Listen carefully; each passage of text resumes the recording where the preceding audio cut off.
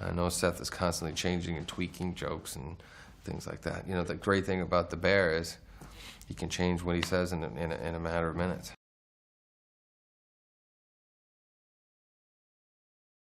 I've seen rough cuts, and I thought, you know, we accomplished our goal. Our goal was to make it better than the first, but also make it different, make it its own thing, and you know, have that great combination of really kind of harsh, in-your-face humor, and with a nice balance of heart, and also now with a message as well that, you know, everybody should be treated equally.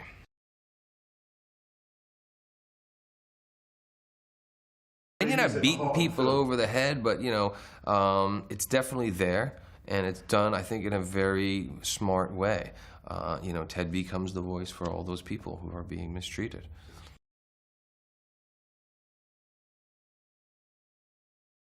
Well, God, they started talking about it right after the success. But, you know, Seth and I were, neither one of us had, you know, engaged in any of those conversations. And then it wasn't until he thought about it and figured out an idea and a way to make it different, make it its own, and then he presented it with me, and I said, yeah, because you know, the rule for sequels is you got to make it better than the first. You don't make it just for the sake of riding the wave until people don't want to see it anymore. And I knew once he told me the idea that it would be great.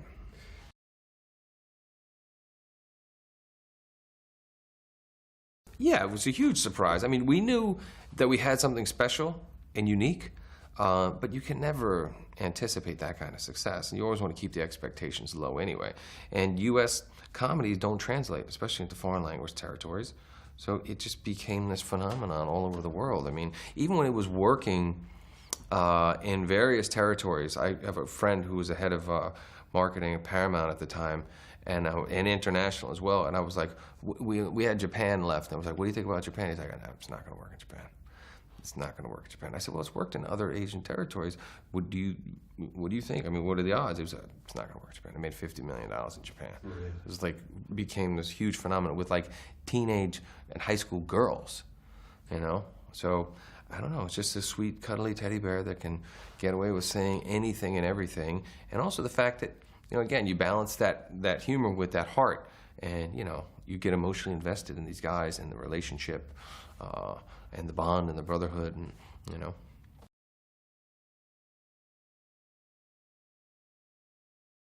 Well, I wouldn't read the script for the first one. I was pitched the idea, and I just thought it was the most ridiculous thing I'd ever heard. Really? And then it wasn't until I talked to another agent about another movie, he said, I heard you were doing Ted. I said, what is this Ted? So I said, I got to read it. You know, because Seth and I have the same agent, so I just think my agent's trying to push me into doing something with his client. I read it, and I'm like, put it down after 35 pages. I said, this could be the greatest buddy comedy of all time, or it could be a disaster. Very much like Boogie Nights, because you kind of forgot about the teddy bear thing. So I met with Seth, just like I met with PTA, fell in love, got it, knew he could bring this thing to life and execute it properly. And then I saw the test for the bear, and I was in. And then cut to, I'm now in the movie, and I'm trying to explain to my wife as we're driving to the Academy Awards what my next movie is. And she's like, you are an idiot. That sounds horrible. You're gonna end, your career is over. Enjoy this night, because that's it. And then, of course, I took her to the movie, and she could not stop laughing. I mean, she can't wait to see this one. My mom can't wait to see this one.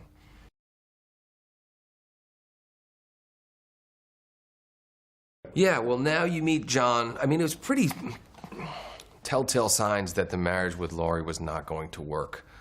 If she enjoyed marijuana as much as John, they probably would have had a chance of succeeding, right? But, so you meet John now, he's divorced, he's very depressed, and Ted's trying to get him out of this depression by introducing him to other women and get back in the game. Ted has not learned anything from John's mistake or experience, so he decides he's gonna marry Tammy Lynn to keep the relationship going. Honeymoon's over before it starts. Now he's like, okay, the only way to keep this thing going is to have a baby. I'm like, okay, how are you gonna have a baby? You got no dick. And he's like, well, I don't know, let's get a sperm donor. So then that's where the journey begins. And, you know, we can't get a sperm, well, we get I donate sperm, but Tammy Lynn is unable to conceive, so they want to adopt. And then they basically say, you're not a person, you're property, you're not allowed to adopt a baby. And then we decide we're gonna, you know, sue the government for Ted's civil rights. And, you know, we want equal rights for everybody. And that's where we start.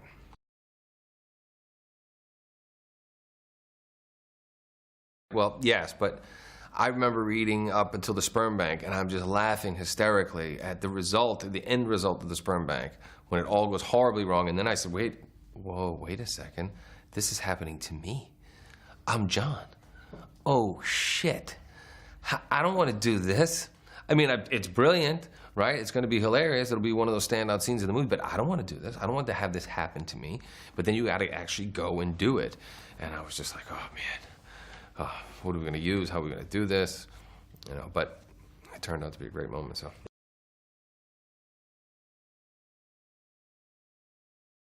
It's very technical with all the, you know, the aspects and the choreography and the movement of the bear and all that stuff.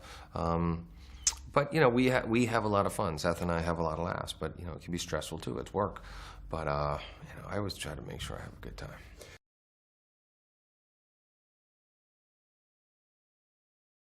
I think so. I think so. I don't think you should be able to censor comedy. But for me, I have boundaries. I told Seth, anything with religion, I'm not going to say. Ted can say whatever he wants. He can get away with it. But for me, my own personal faith and beliefs, I don't want to go there. And he was like, no problem. You know? So, you know, you make your own personal choices.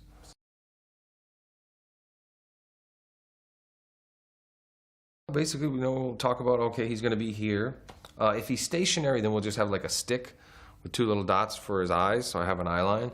But other than that, he's just not there. I'm just making pretend, and Seth's off in the other room watching what I'm doing while doing the voice of Ted. And then, you know, 3 months later, boom, he's right there.